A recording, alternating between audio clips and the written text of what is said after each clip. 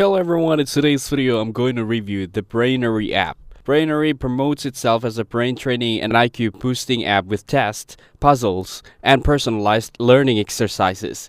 It looks polished and promises quick results, cognitive improvement, and sometimes even career-related insights. Most complaints say that the app shows a small fee or trial offer, but users end up being charged much higher amounts, like recurring monthly fees. Charges appear without clear confirmation, and users feel tricked into premium subscriptions. Many users say that cancellation options are not clearly shown inside the app. Even after canceling, some still received additional charges. Customer support replies are slow or unhelpful, which makes the app feel intentionally confusing. Multiple independent review sites rate Brainary as low trust because of poor user feedback, suspicious billing patterns, high complaint volume, and bad refund experiences. The website itself is technically safe, but the business practices raise concerns.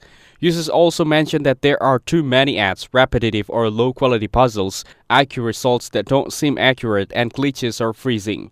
Overall, the content doesn't match premium pricing and the app isn't worth what it charges. Now let's discuss the pros and cons. On the positive side, the Brainary app features a simple and clean interface that looks modern and is easy to navigate, includes puzzles and brain teasers that some people find fun, and offers quick assessments for those who want a short task or simple challenge.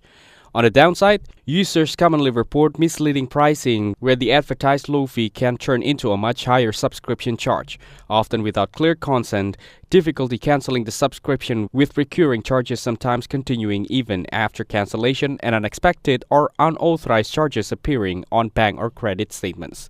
That's it, thanks for watching, don't forget to like and subscribe for more videos.